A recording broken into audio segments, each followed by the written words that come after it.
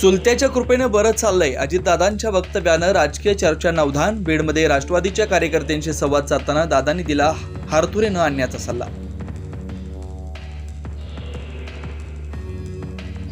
प्रतिमा स्वच्छ ठेवा, कार्यकर्ते घेताना रेकॉर्ड बघा, जवळ चुकीचे लोक नको. युवा संवाद मेळाव्यात अजित पवारांच्या पदाधिकाऱ्यांना सूचना.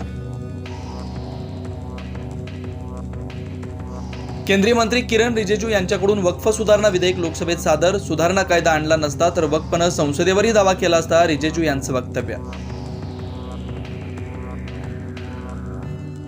भाजपच्या अध्यक्षपदावरून संसदेत टोलेबाजी. एवढा मोठा पक्ष एक अध्यक्ष निवडू शकत नाही, अखिलेश यांचा टोला. तर तुम्ही कुटुंबातून अध्यक्ष निवडता, आम्ही कोट्यावधी सदस्यातून निवडतो, शहा यांचं प्रत्युत्तर.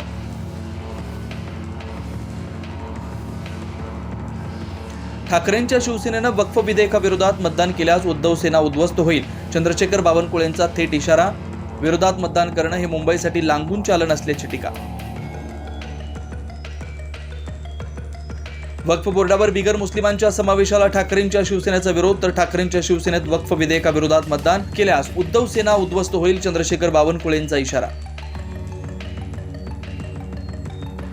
वक्फ सुधारणा विधेयक आणि हिंदुत्वाचा काडी मात्र संबंध नाही. फडणवीसांच्या ट्विटला राऊतांचं उत्तर. तर हिरवी कावीळ झालेल्या नव्या दिव्य दृष्टीतून तुम्ही बघता, रवींद्र चव्हाणांची टीका.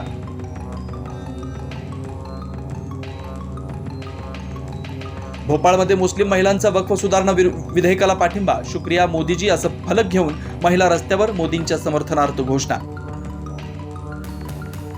कोल्हापूरच्या पट्टण कोडोलीतील शिवरायांचा पुतळा हटवू नका, तणावानंतर उपमुख्यमंत्री शिंदेंच्या सूचना. विनापरवानगी पुतळा बसवण्यावरून प्रशासन आणि शिवभक्त आमनेसामने आले होते.